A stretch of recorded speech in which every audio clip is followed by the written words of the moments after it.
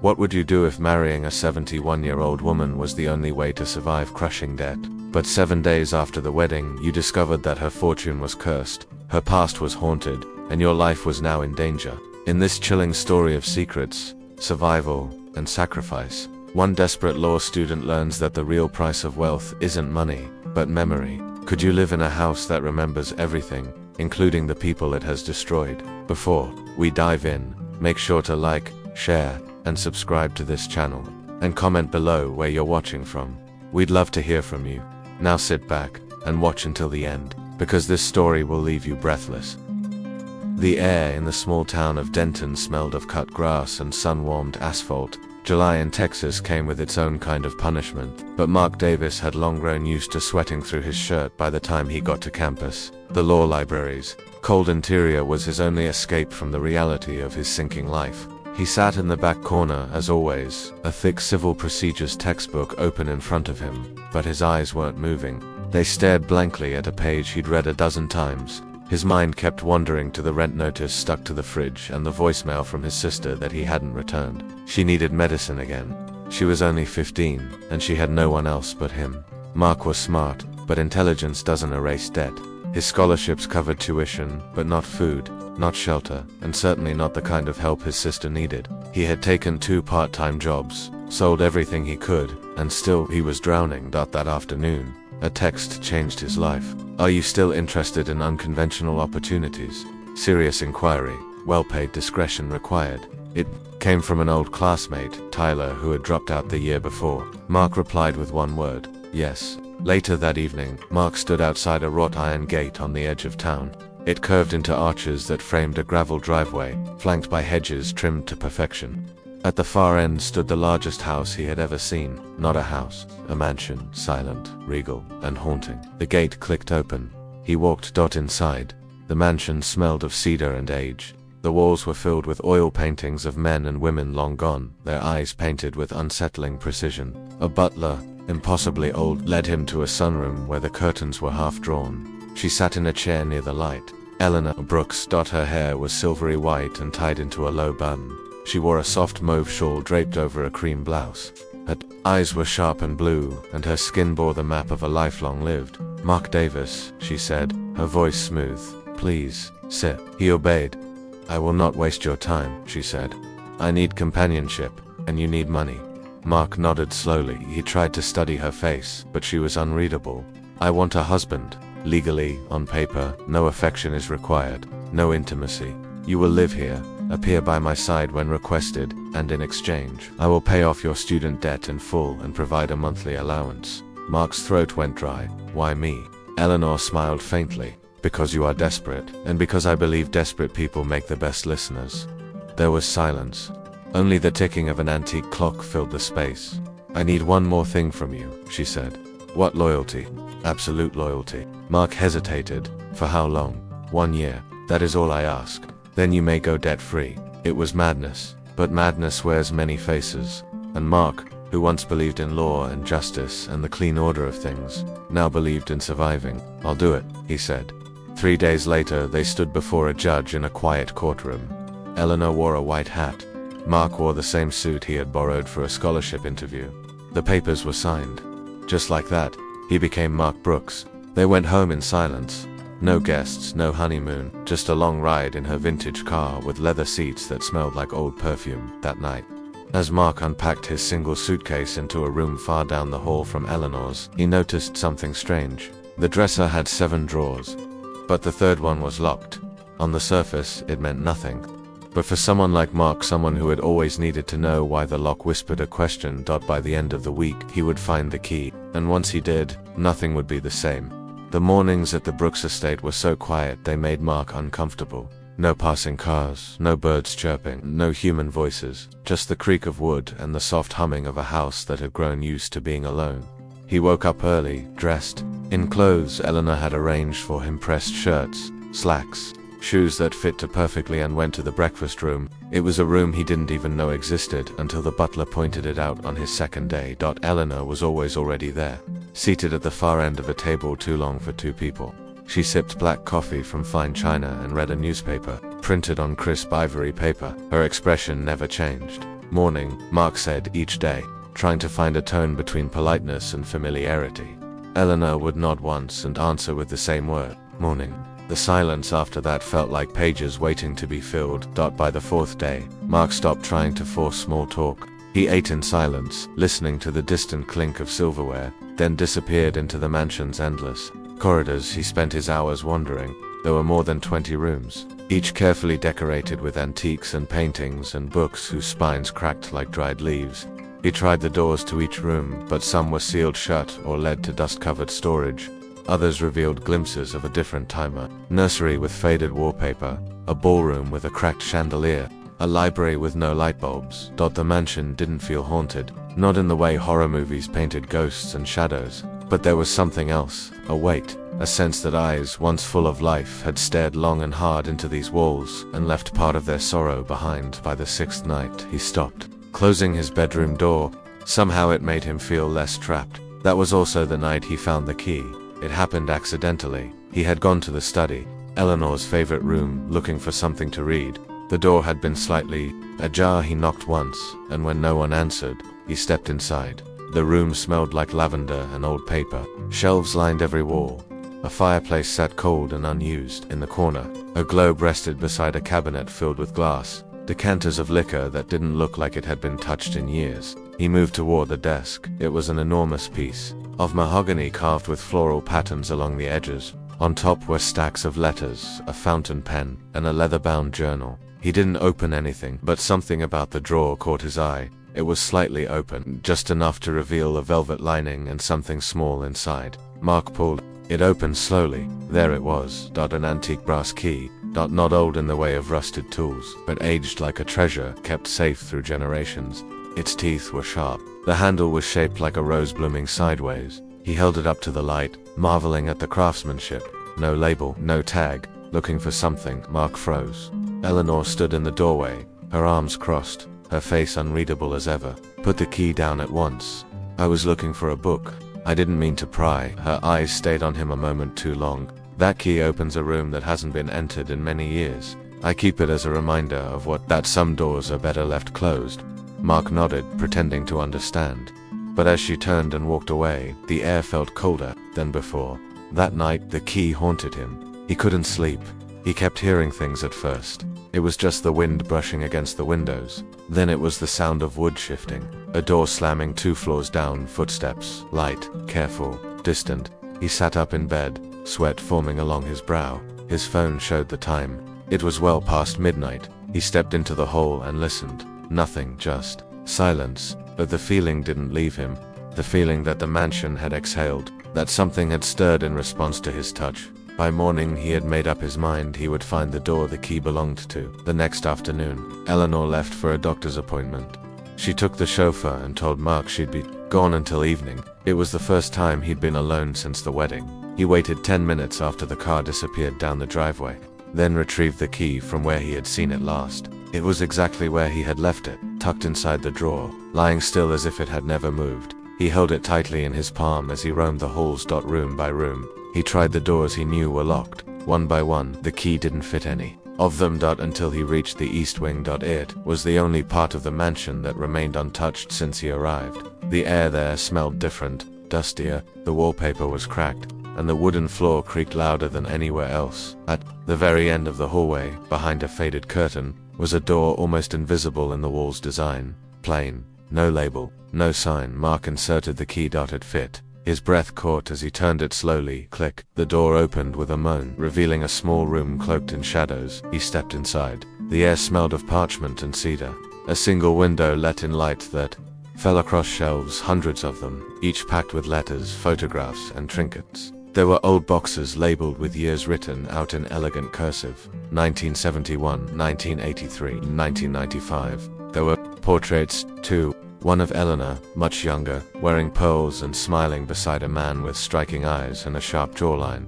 Mark recognized the man. He had seen that face before. In one of the oil paintings in the main hall. He walked deeper inside. The letters were handwritten. Some were opened.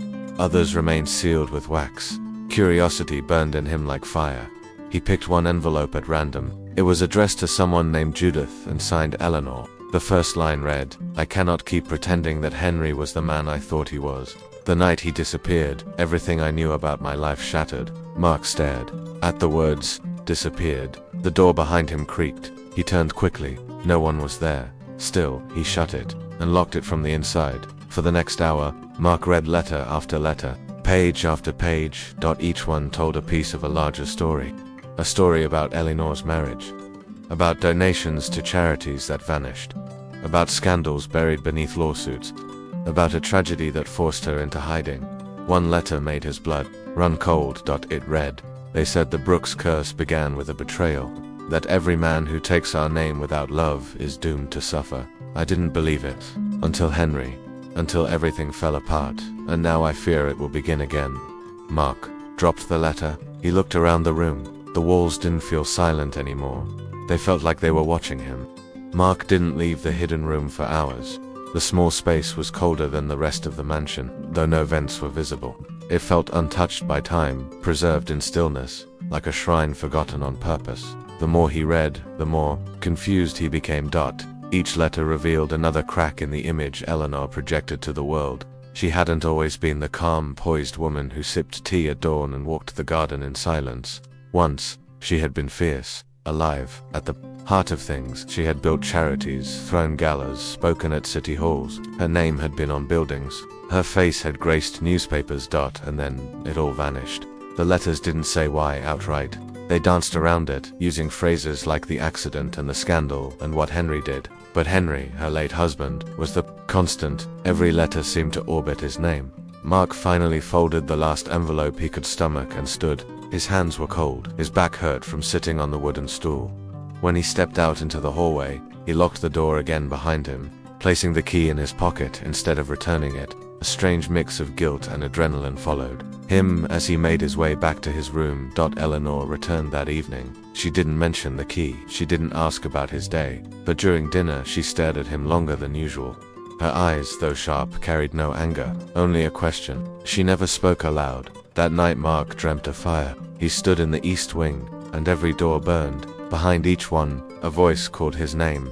He ran toward the hidden room, only to find it swallowed in black smoke. A figure stood inside.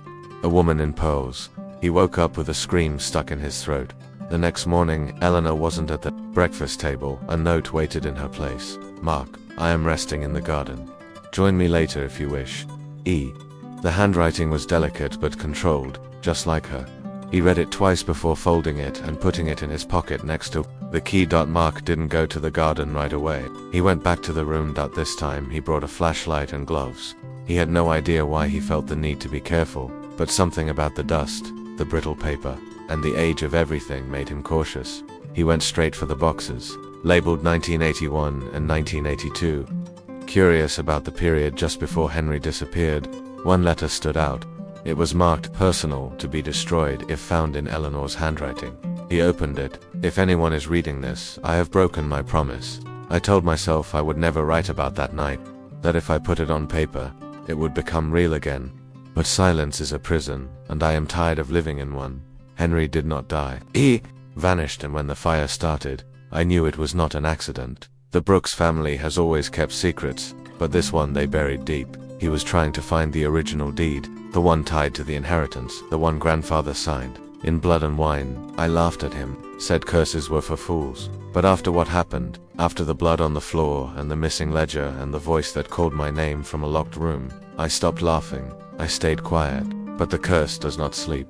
And if you married me without love, Mark, then, God help you. Mark dropped the letter. His heart pounded. His name. In the letter, his breath caught as he read it again. It was impossible. The letter was dated years before he had even been born. Eleanor was in the garden when he found her. She sat in a white iron chair, surrounded by hydrangeas and stone paths shaped like vines. A tray beside her held tea, untouched. She didn't look up when he approached. Mark stood silently, waiting. "You found the room," she said without turning her head. He sat across from her. "I did." She sipped her tea, then placed the cup down gently. "I knew you would." "How did you know?" "Because I was once you. Curious, needing answers, thinking knowledge would bring peace. It didn't. It brought fire," she said, looking into the sky. "And the fire burned everything I loved." Mark swallowed hard. "What happened to Henry?" Eleanor finally met his eyes. He got too close to the truth. Mark leaned forward. You said the Brooks family hid something. Something in the inheritance.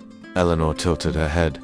Do you believe in generational sin? I believe in consequences. She smiled faintly. A good answer. There was a long pause. I married you because I thought it would be safe, she said. That if I chose someone outside the bloodline, someone unaware, I could end the cycle. But now I see I was only delaying the inevitable. Mark didn't move. I'm not in danger, am I? He asked softly. Eleanor reached into her pocket and pulled out a coin. It was old silver, the edges worn smooth. Flip this, she said. If it lands on heads, you stay. If it's tails, you run. He looked at her in disbelief. I'm serious, she said, her voice calm. It's the coin my father used to decide whether to build this mansion or burn the original down. Everything in this family is decided by chance. Mark took the coin. It was warm. He flipped it. It never landed. A sudden wind swept through the garden and carried it into the rose bushes. They both watched it disappear. Eleanor said nothing, but something in her face shifted. A sadness that looked too old to describe. That night, Mark didn't sleep. He searched the library for anything books on the Brooks family, on the land, on the mansion's blueprints. He found one thing, a newspaper clipping from over 40 years. The go-philanthropist Scala ends in tragedy. Guest vanishes in mysterious fire. A photo showed Eleanor in a red dress, Henry beside her, smiling.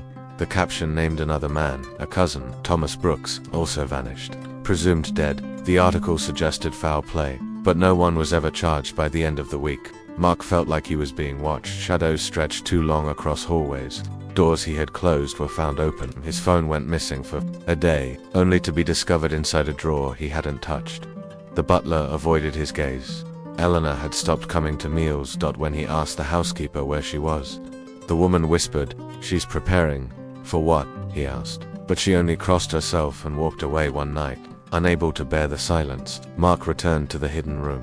He lit a candle and sat among the letters. He found one final envelope, tucked behind a drawer panel. This one was sealed. With red wax, he cracked it open. Mark, if you are reading this, it means the coin has been lost again.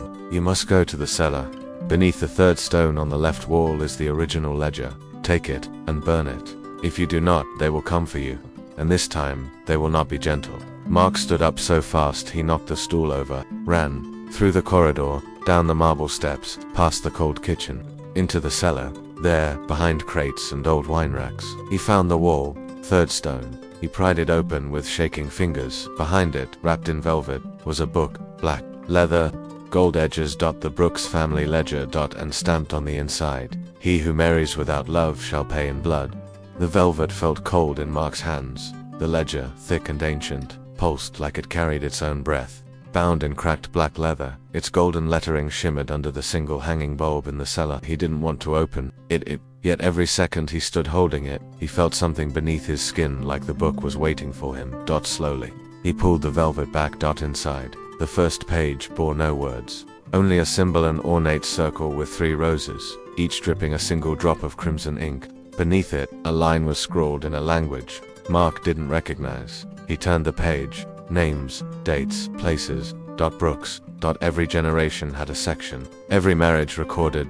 Every child born into the family written in careful ink. With each page, the ink grew darker. The script changed from elegant to urgent. Some lines had been crossed out, some names rewritten. Several pages carried marks beside the entry symbols that repeated. He flipped faster than he found her. Eleanor Rose Brooks, born 1947, married Henry Charles Brooks, 1974, status, bound beside her name, the symbol. Again 3 roses bleeding. Then, on the next line, widowhood not sufficient to break the binding, only blood or truth. Mark's mouth went dry. He searched for his name. It wasn't there, but on the final page, freshly inked, he saw something that stopped his breath. A blank line. Under Eleanor's entry, someone had drawn a new space. The ink was still slightly wet, next to spouse. The space had been left empty. A pen lay nearby. Someone had been waiting to write it. He slammed the book shut. The room felt tighter now, the walls closer. A draft circled the cellar as though the air itself was reacting to what he had found. He wrapped the ledger back in the velvet, shoved it into his coat, and ran upstairs without looking back. In the study, Eleanor waited, sat by the window, her profile outlined in fading sunlight. Her shawl was the color of ash, and her hands were folded across her lap. When she turned to him, her expression didn't change.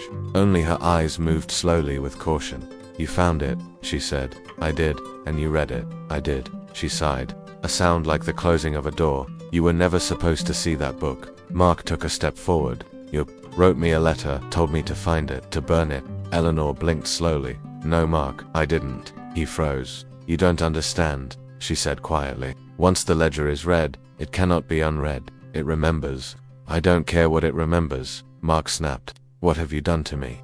Eleanor stood slowly, her knees cracking slightly as she moved. "The curse was never about wealth or punishment," she said. "It was about forgetting. The Brooks men, every one of them took power they didn't earn, and with every generation, the price grew steeper. I thought I had ended it. When Henry vanished, I sealed the room, hid the key, buried the stories. Why did you marry me then? I hoped a new name would break the chain," she whispered. "I was wrong." Mark pulled the ledger out and placed it on the table between them. "I saw your status. It said bound." "What does that mean?" Eleanor looked away. Her lips trembled. "It means I carry the weight of the blood. That my life is not mine until the truth is spoken." "What truth?" She reached into a drawer and pulled out a photograph. It was of Henry Younger standing on the mansion's front steps. Next to him was a woman, not Eleanor, younger, blonde, holding a child. "That was Judith," Eleanor said. "My sister." Mark's head snapped up. "I thought, yes, you thought I was an only child." "Everyone did." She placed the photo down and traced her finger along the edge. "She disappeared the year after Henry and I were married. Everyone believed she had gone to Europe. In truth, she vanished. Like Henry, like Thomas, like the others. She met his eyes again. There are more rooms in this house, Mark, rooms you haven't seen, and one of them is filled with portraits, each one of someone who tried to break the line." Mark's skin crawled. "Take me there." Eleanor hesitated, then nodded once. They walked through the west wing where the floors creaked louder and the air smelled of dust and roses. Eleanor used a thin iron key to unlock a narrow door behind an old tapestry. The hallway beyond was lined with stone. Dampness clung to the walls. A single bulb flickered above as they moved down the steps. Finally, they reached a large wooden door. Eleanor paused. "When you see them, do not speak. Just listen." She opened the door. The room beyond was colder than ice. Paintings filled every wall, hundreds of them. Each one was a portrait. Men, women, some young, some old. Each bore the same strange quality, eyes painted with uncanny realism, as though they were not looking at the viewer, but through them. Mark walked slowly, his fingers numb. In the center of the room was a pedestal. A single painting rested upon it. It was unfinished. The outline of a man. Brown hair, tall shoulders, no face yet. No name. Mark stared. Eleanor stood beside him, unmoving. "That one," she said softly, "is yours." His blood froze. "No, it always paints itself when the curse selects a new soul. You opened the ledger, you married into the bloodline it has chosen you." Mark stepped back. "This is madness. I didn't believe in any of this." "You don't have to believe in it," she said. "It believes in you." He turned to her. "Then tell me how to stop it." She stepped closer. "You must return to the first portrait, the one that started it all. Destroy it." But no one has ever succeeded. The painting remakes itself. The curse protects its origin. Mark didn't blink. "Where is it?" She held his gaze for a long moment, then whispered, "Behind the mirror." That night, Mark went to the ballroom. The mirror stood 20 feet tall, framed in gold. Its surface shimmered under moonlight like still water. He remembered it from his first day. Now he saw it differently. He approached with slow steps. Each footfall echoed like a warning. At the base of the mirror he found a latch, rusted, hidden. He pried it open. Behind the glass, a chamber, and inside one painting. A man, eyes as dark as coal. A smirk stretched unnaturally wide. A hand resting on a book, the original ledger, a single name carved into the frame. Solomon Brooks. Mark stared at the face. It looked exactly like him, only older, and smiling. Mark stumbled backward from the mirror, nearly losing his balance as the candlelight flickered violently in the ballroom's silence. The face behind the glass continued to grin. Solomon Brooks. His features were unmistakably Mark's down too. The slant of the brow, the curve of the lips, the intensity in the eyes. But it was not a mere resemblance, it was something deeper, a reflection of blood, of something passed down through veins and memory. He stared at the name carved into the gold frame again. Solomon Brooks, born 1822, died, unknown. There was no death date. Mark whispered aloud. "What are you?" His voice echoed back at him, hollow and unanswered. He pressed his hand to the glass. It was warm, not just room temperature, warm but pulsing, almost like skin. He jerked back, heart racing, breath coming fast. Then, behind him, something creaked. He turned. Eleanor stood in the doorway of the ballroom, her shawl wrapped tightly around her, her eyes tired but watchful. You saw him, she said softly. Why? Does he look like me? Because he is you. Mark's mouth went dry. That's impossible. No, it's tragic. She walked toward the mirror and stood beside him. Solomon Brooks was the first of us. The one who built the fortune. The one who made the bargain. What kind of bargain? Eleanor reached into her shawl and pulled out a folded letter. The paper was yellowed, cracked at the folds. She handed it to him. Mark unfolded it. To my descendants, wealth is a river. It flows where blood has been spilled. I have signed this pact not for love or legacy, but for dominion. In exchange, the line will thrive, but only if bound by loyalty, sealed in union, and kept secret. Let none marry without intent. Let none take the name without reverence. The key will remain, the ledger will record, and the portraits will remember. And when the time comes, I will return, not in flesh, but in reflection. Watch for the mirror. Watch for me. Mark dropped the letter as if it burned. You're telling me this man, this Solomon, is still alive? Eleanor's voice was quiet. He is not alive, but he is not dead either. He exists where memory lives, where blood repeats. He reclaims a piece of every soul who binds themselves to this family. Mark could barely breathe. Then what happens to me? If you don't break the chain, she said, you become part of it. He stepped away from the mirror. This is a nightmare. It's a legacy, Eleanor corrected. And every legacy has a cost. Mark shook his head. You knew this, and you still brought me into it. She looked away, ashamed. I was alone, I was tired. I thought perhaps love was not the only answer. Perhaps choice could change fate. I was wrong. He turned from her, rage boiling under his skin. You could have told me, given me a chance. I wanted to spare you, but there is no sparing. Anymore. Suddenly, a sharp sound echoed from the hallway.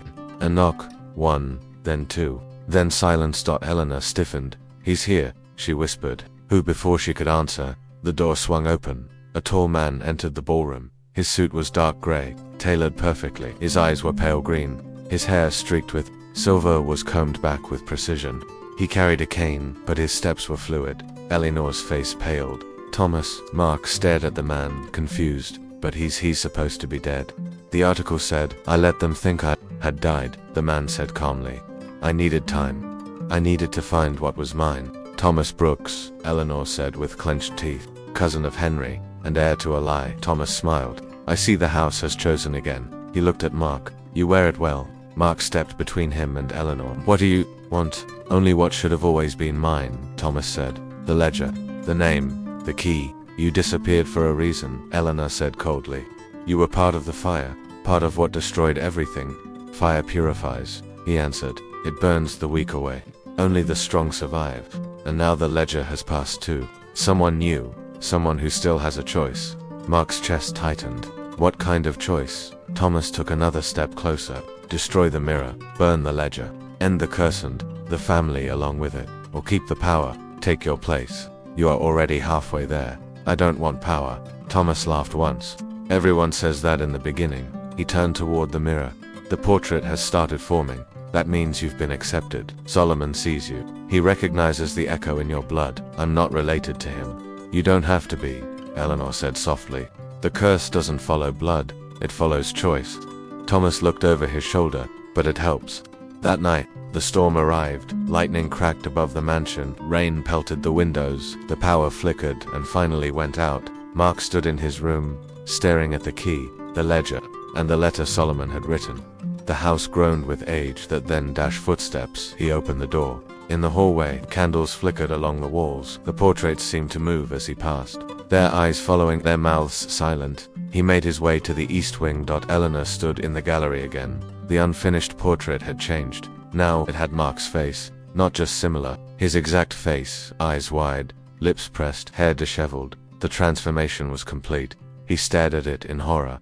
How do I destroy it? He asked. Eleanor looked toward the canvas. It cannot be burned. It must be erased. With truth. But truth? Why? You said yes. He hesitated. Say it. She said. Say the reason. I needed the money. He whispered. Louder. I was desperate. Mark said louder. I didn't believe in curses or blood or consequences. I only saw a way out. The room rumbled as the frame cracked slightly. Say what you feared. I thought I'd become nothing. The glass on the portrait shook. And what do you feel now? Mark looked at his painted self. I feel like I never should have walked through this door. The canvas screamed. That was the only way he could describe it. The sound tore through the room, not from his mouth, not from Eleanor's, but from the painting itself. The brushstrokes unraveled. The face collapsed. The frame burned without fire. Then all fell silent. Eleanor fell to her knees, weeping. The gallery door burst open. Thomas stood there, eyes wild. No, he shouted. You don't understand. You've cursed us all. But it was too late. The mirror shattered. The power died again. And deep in the mansion's heart, a voice whispered, another cycle ends, but another always begins.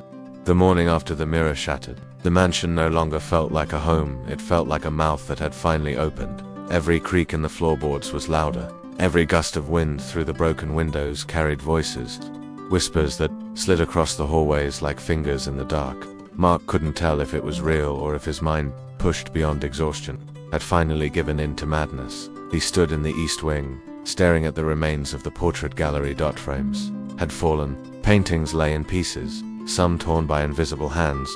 The unfinished painting, his painting, was gone. Not destroyed, gone, as if it had never existed. The wall behind it was blank. Eleanor sat slumped in a chair nearby, her eyes distant, her hands trembling. They've been released, she whispered. Mark knelt beside her. Who? The ones who were bound to the frames. They weren't just painted, they were trapped. Every soul that failed to end the curse. They were captured inside. Their silence kept Solomon alive. And now they are free, she whispered, but so is he. Mark looked down the hall. Something in the air had changed. The light was different. The shadows didn't wait for the sun anymore. Thomas was gone. After he screamed the night before, he had fled the gallery. Mark hadn't seen him since, but he could feel him, somewhere, in the house, lurking, plotting. He was not the kind of man to surrender, and he had not left the mansion. Mark returned to the study that afternoon. The ledger still lay on the desk. He sat before it, running his fingers over the velvet, feeling its weight like a stone on his chest. The words inside still haunted him. The names, the curses, the promise that no one could truly escape once the binding began. He needed answers. Not from Eleanor, not from the past. He needed to face Solomon. He reached for the candle, lit it, and whispered aloud, if you're still here, show yourself. The flames flickered. The room dimmed. In the mirror across the room, something moved. Mark stood. His reflection stared back at him but then smiled. It wasn't him, it was Solomon. The eyes were older, the smile colder. The man in the mirror raised a hand, and though Mark didn't move, the reflection traced a circle in the foggy glass. Mark stepped closer. I want to end this, he said. The reflection tilted its head. You're the one who started it. You made the pact. You wrote the ledger. You built this house. Solomon nodded slowly. Why me? Mark asked. Why now? Solomon raised a single finger and pointed at the ledger. Then he touched the mirror from inside. Mark reached out and placed his hand on the glass. It burned. Images flooded his mind. Fires, weddings, betrayals, coins flipping in the air. The same faces over and over again. Men who looked like him, all bound, all broken, all consumed. He staggered back, gasping for air. The mirror cracked once more, then Solomon vanished. Eleanor found Mark hours later. He sat outside in the garden, staring at the earth. We need to leave, she said softly. He didn't answer. Thomas, we'll come back stronger. The house will give him what he wants if we don't act. Mark turned to her. How do we stop him? She hesitated. There is one more door. Mark narrowed his eyes. Another hidden room. She nodded. In the basement, beneath the furnace. It was built before the rest of the mansion. A root, cellar, Solomon's place of prayer. He stood. Show me. They walked through the house together. The silence pressed against them from all sides. Portraits still hung, though most were blank now, as if the souls they once captured had taken their images with them when they escaped. In the basement, Eleanor led him to the furnace. A massive iron beast from another era. She pulled a rusted lever.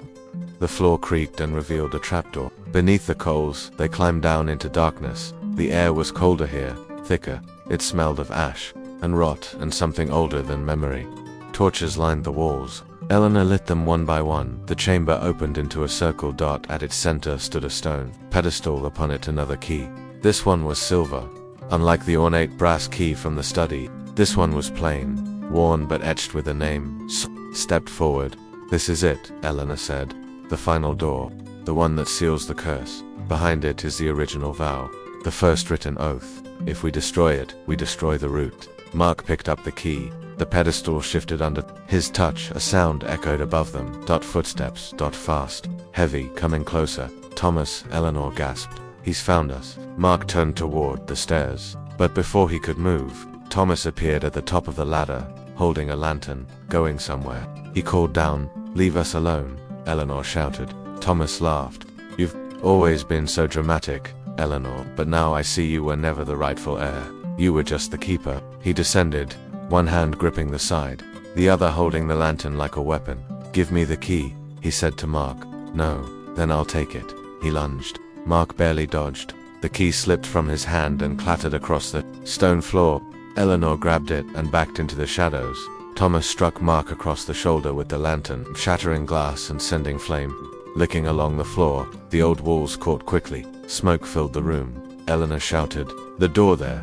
The seal!" She pointed to a slab in the far wall. Mark sprinted toward it, smoke in his lungs, pain in his ribs. Thomas tried to grab him, but tripped on the broken lantern, screaming as fire licked his coat. Mark reached the door. The key fit. He turned it. The stone door slid open with a groan, revealing a narrow chamber lined with carvings. On the far wall a scroll. Ancient, brown, fragile, the original vow. Mark grabbed it. The air shifted. The flames stopped moving. Everything paused. Voice reached him, distant, desperate. "Burn it." Mark hesitated. He stared at the scroll.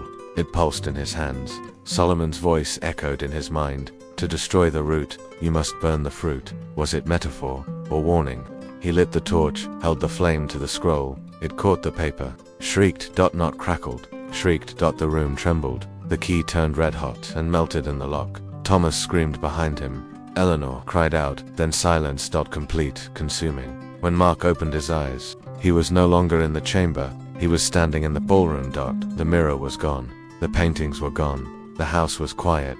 Not the same kind of quiet as before. This was peace. Eleanor stood beside him, holding a single rose. "I think," she said, "you did it." Mark looked around. "Where's Thomas?" She shook her head. He made his choice. Mark sat down slowly. The house felt lighter. The walls felt warmer, but in the corner of the room, where the mirror had once stood, a faint outline remained on the wall. Not a painting, a shadow. Still watching, still waiting. The Brooks mansion no longer groaned. Its silence was not heavy, but hollow like a bell that had been struck one final time and would never ring again.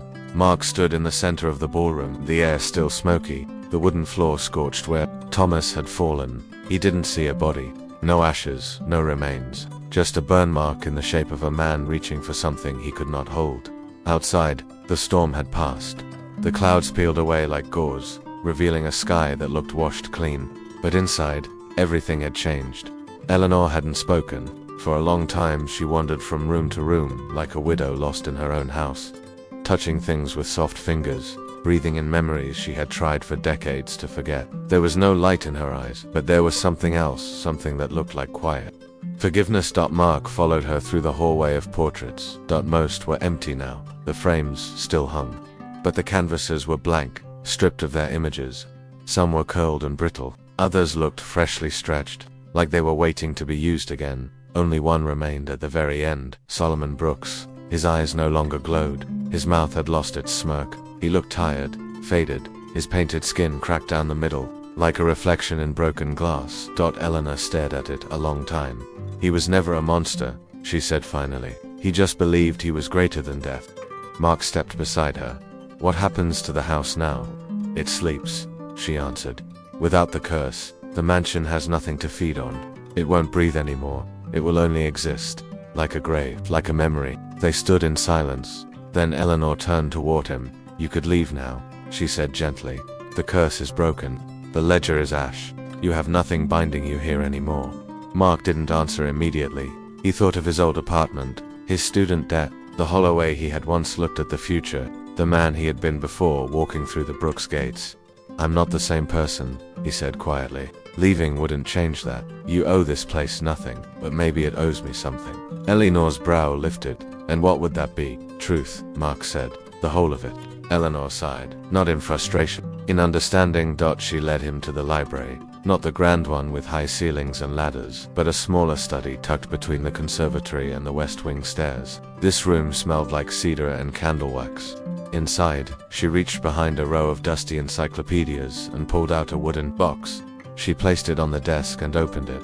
Letters, photos, one small lock of hair tied with a ribbon, a pocket watch. She handed him the photograph on top. It showed a boy, maybe 12, sitting beside a woman who looked like Eleanor, but younger, softer. "That's you," he said slowly. She nodded. "And that's my mother," Eleanor replied. "And the boy was my brother." Mark blinked. "You had a brother, had," she repeated softly. "His name was William. He died before his 15th birthday. Fell through ice on the far edge of the estate lake. They never recovered his body." Mark sat, listening carefully. "My parents never recovered either," she continued. "My father blamed my mother. My mother blamed herself. And when my father died, I inherited everything. But I never stopped thinking that William should have been the heir, not me." She picked up the pocket watch. This was his. "It's been ticking since the day he died." She opened the watch. It was still ticking. Mark leaned closer. Inside, engraved behind the hands, was a name. William Solomon Brooks. Mark's breath caught. "You never told me your brother's middle name was Solomon." Eleanor's hands trembled. "Because it wasn't his middle name," she said. "It was his real name." Mark's thoughts raced. "You mean he was Solomon?" She nodded. "He never drowned. My father faked his death, hid him away, groomed him to inherit everything secretly. But William changed. The things he saw, the things my father taught him, they broke something inside him." Mark stood, reeling. "So the curse didn't begin with Solomon, it began with your father." Eleanor looked pale. "My father wrote the first vow. William took it further. He became the face of the pact, the enforcer." Mark whispered, "You were his sister." She nodded. "And I let him take everything from me, because I thought I was the one who deserved to be punished." He stepped toward her. "You've carried this alone for your whole life. I thought I was protecting people." Mark shook his head. "You were burying the truth, but now it's out, and you're still here." She met his eyes. "Maybe that's the price." The next day, Mark began to clean the mansion. He opened windows, let air move through the halls again, removed curtains, took down mirrors. With Eleanor's help, he boxed up the remaining paintings and stored them in the attic, away from light. Room by room, they restored order. The dining room smelled like lemon polish again. The fireplace was lit with real flame, not shadow. Eleanor moved slower than before, but her voice had steadied. She began reading again. Mark found her curled in corners with novels she had once forgotten she loved. They had tea together. Sometimes they laughed. One afternoon, Mark found a letter under his pillow. It was written in fresh ink. "Dear Mark, if you are reading this, it means I have finally done what I was too afraid to do. I am leaving the house in your hands. Not as a punishment, but as a gift. You reminded me that the past must be remembered, not repeated. Let this place become a sanctuary not for secrets, but for healing. Yours, Eleanor." He ran to her room. The bed was made, the window open. On the chair by the fireplace sat the silver key. She was gone. Weeks passed. Mark searched. No one had seen her. The local post office reported nothing. No travel bookings, no cab rides, no credit cards used. He came to believe she had walked into the woods behind the house and let the trees take her. He honored her wish. He kept the mansion open, not to the public, but to those who needed it. Law students without homes, women fleeing violence, artists with nowhere to go, people who needed silence that wasn't empty and rooms that had memory, not malice. The mansion became something new, not a tomb, a haven. Mark placed the silver key on a chain and wore it around his neck, not as a reminder of what was lost, but of what was saved. Sometimes, at night, he still heard voices, but they weren't angry. They sounded at peace. And once, just once, walking past the mirror Eleanor had refused to take down, he saw her reflection. She smiled, then faded. The mansion had been quiet for a month. Not silent, just quiet. The kind of quiet that came with purpose. The rooms no longer groaned, the stairs no longer protested, the wind no longer howled down the chimneys like lost voices. For the first time in what felt like centuries, the Brooks estate was breathing calmly. Mark filled his days with work. He repaired floorboards, he replaced shattered windows, he reorganized the library. In the evenings, he would sit on the back porch and read, watching the forest turn gold as the season edged toward winter. There was something healing in the stillness. Visitors came and went. He let them stay. A young single mother and her son stayed for 2 weeks. The painter stayed for 3 days and left behind a canvas full of color and joy. A law student passed through and helped fix the garden gate. No one asked questions about the house. They only thanked Mark when they left, saying they felt lighter somehow. He never told them the truth. He didn't need to. The house spoke for itself. But on the 31st night, something changed. It started with a knock. Mark was in the study, reading a novel Eleanor had loved when he heard it. 3 soft knocks, not at the front door, at the mirror. He froze. The mirror Eleanor had refused to take down stood across the room. For weeks it had been just a mirror, reflecting nothing but the present. Now a handprint appeared, faint on the inside.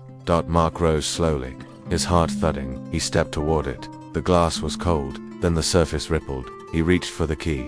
Around his neck the silver one Eleanor had left behind.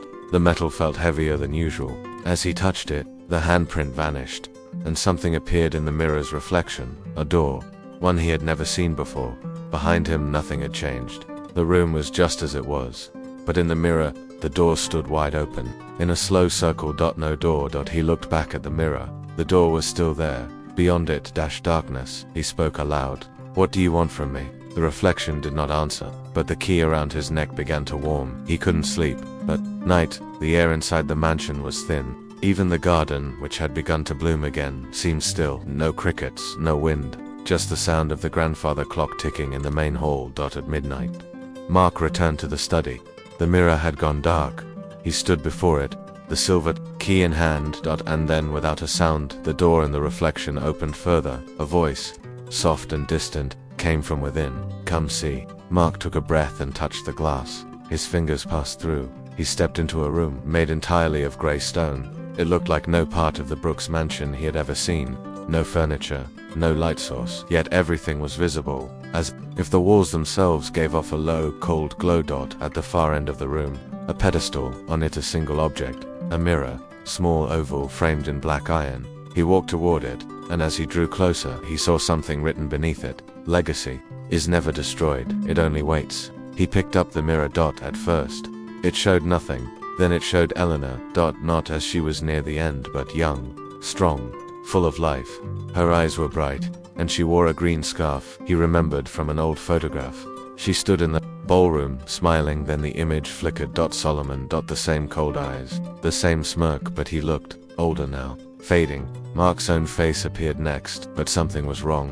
The reflection smiled. Without him smiling, he dropped the mirror, shattered across the stone floor. The room trembled. He ran back through the door, and as he crossed into the study again, the glass behind him sealed itself shut with a sudden flash. The mirror was whole again, and the key was gone. In the morning, Mark awoke with a cut on his palm, a small, clean line like a paper cut. He wrapped it and tried to forget. But all day, the mirrors in the house reflected things that weren't real. He would catch glimpses of rooms he had never walked through. He saw his own figure pass behind him when he was alone. He heard his name whispered from inside the vanity mirror in the guest room. By evening, he knew something had followed him back. He returned to the secret passage behind the library, the one that led to the room with the ledger, now empty. But when he pushed the shelves aside and descended into the dark, he found a new item on the pedestal. Painting. Small, unfinished. It was him, not smiling, not angry, just waiting. He didn't touch it. He backed away. Slowly, the curse was supposed to be broken. The ledger was gone. The portrait room, destroyed. But something had remained. Eleanor had said the curse fed on truth. And now, Mark began to wonder if he had truly faced his. Had he married Eleanor for money? Yes. But had that been the only reason? He remembered her voice, her laugh, the way she had begun to trust him. He had cared for her. He had mourned her. So why had the painting returned? Why had the mirror opened again? As he stood in the dark, a single truth surfaced. He had not just inherited the mansion, he had inherited the house's memory. And the Brooks house remembered everything, even love, even regret, even guilt, and memory. That was a form of power. The following day, a visitor arrived, a young woman, quiet, curious. She said her name was Claire. She was traveling across Texas, writing about historical homes for a graduate project. Mark let her in. He gave her the usual tour. She asked about the age of the bricks, the carvings in the doors, the art. Then she paused in front of the large mirror. "In the study, it's beautiful," she said softly. Mark didn't answer. Claire turned toward him. "It feels like it's watching." He forced a smile. Most old houses do. She touched the glass, and when she did the mirror rippled. Mark stepped forward quickly. Don't stay too long. She looked at him, confused. What do you mean? He swallowed the rising chill in his throat. Mirrors, remember. Claire's fingers left the surface, but in the glass her reflection did not. The mirror in the study would not stop whispering. Every time Mark passed by, it murmured a name. Sometimes his, sometimes Eleanor's, sometimes names he didn't recognize.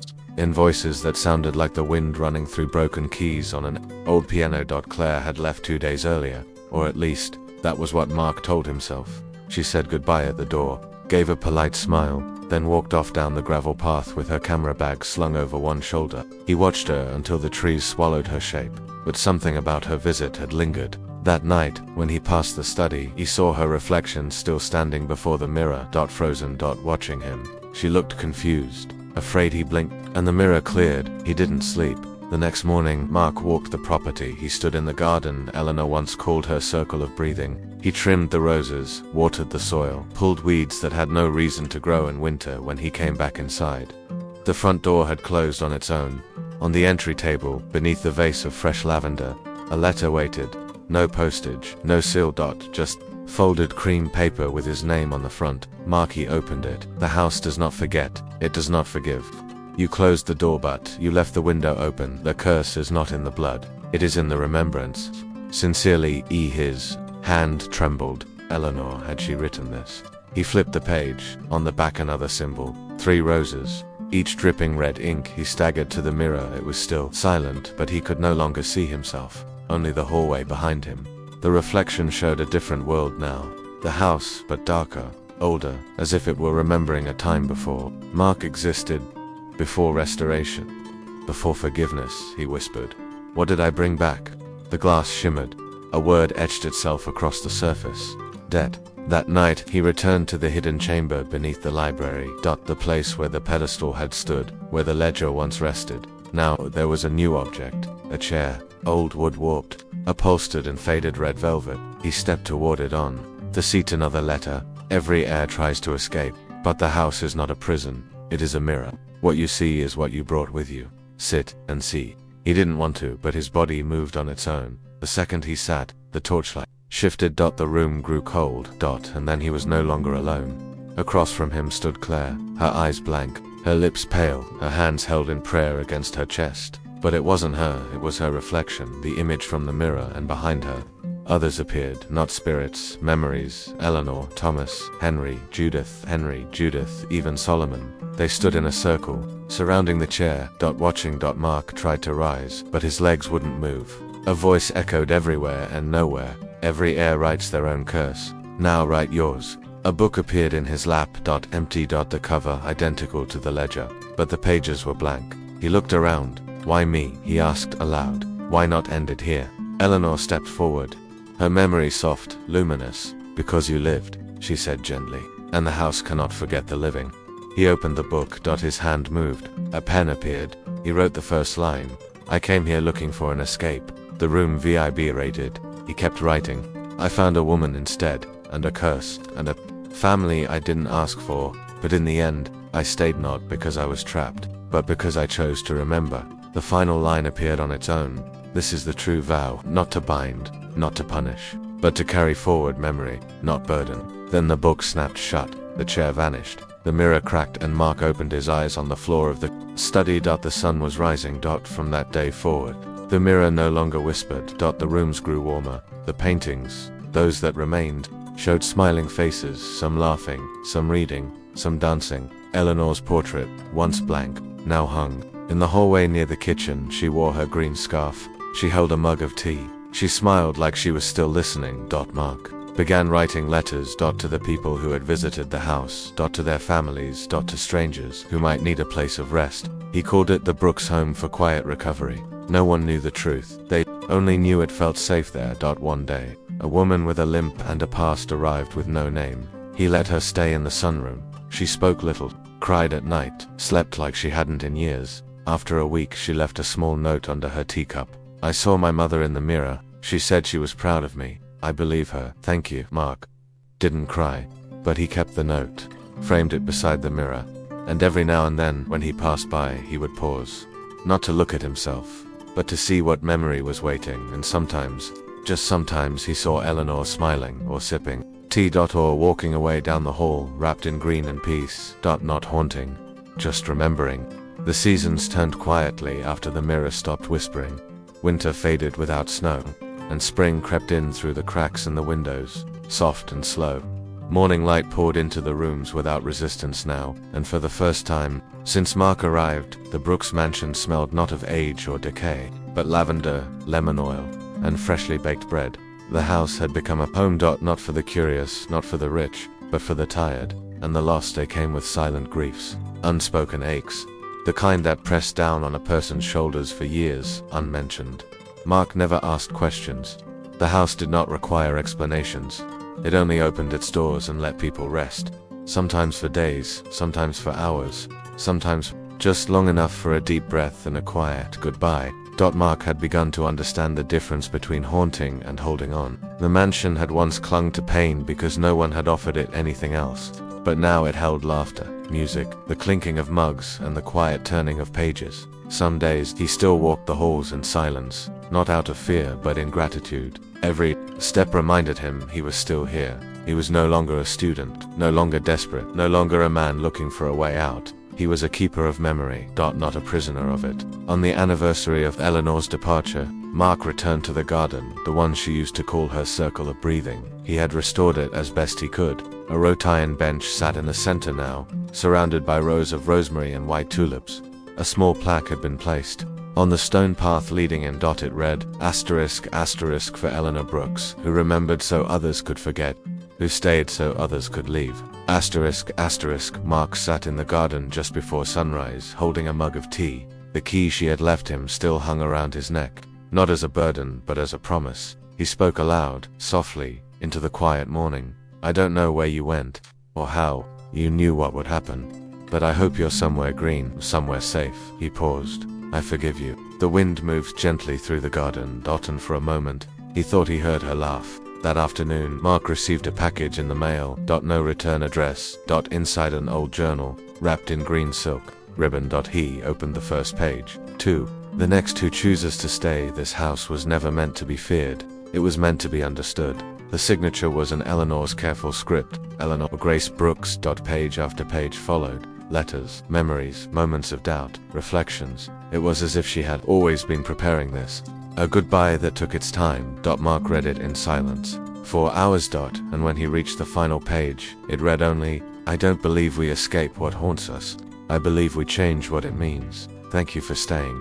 He closed the journal, tears warm in his eyes, and then he stood. He walked the halls slowly, letting his fingers drift along the old wallpaper, the banisters, the door frames. Every room felt like it had finally exhaled, and so had he. That night, he found the mirror in the study uncovered. He hadn't touched it in weeks. It had remained quiet. He stepped in front of it, not afraid. He saw his reflection clearly, older, still but steady. Then, behind him in the reflection, the ballroom lights began to glow. He turned. The ballroom was dark. He looked back at the mirror. The lights remained. Figure danced alone beneath them. Eleanor. In her green scarf. Eyes closed. Arms gently lifted, lost in some old rhythm no one else could hear. She looked happy. Then she opened her eyes. She looked at him and smiled. She did not speak. She only nodded once, as if to say, "You did it." And then she faded. Mark didn't move. He only bowed his head, one hand resting against the glass, and whispered, "Good night." Years passed. The Brooks mansion stood firm. It never became a tourist site. It never made the news again. But those who stayed remembered it. Some told their children. Some never spoke of it again. But all of them dreamed of it at least once. And in the dream, they walked down a long hallway lined with portraits, not of strangers, but of their own moments of truth. At the end of the hallway stood a man in a brown sweater, holding a book. Smiling. And when they asked him where they were, he would simply say, "You're safe here, you're home." And so, the Brooks mansion stood not as a house of horrors, but as a quiet keeper of memory, a place where pain was transformed into peace, and where one man's choice to stay rewrote a legacy soaked in shadows. Mark Davis entered with desperation, but he left behind something far greater than wealth. He left behind hope. Thank you so much for watching this story until the very end. If this tale moved you, inspired you, or gave you chills, don't forget to like, share, and subscribe to our channel for more powerful storytelling. And we'd love to know what part of the story struck you the most. Drop your thoughts and let us know where you watched from in the comments. Until next time, stay curious and stay kind.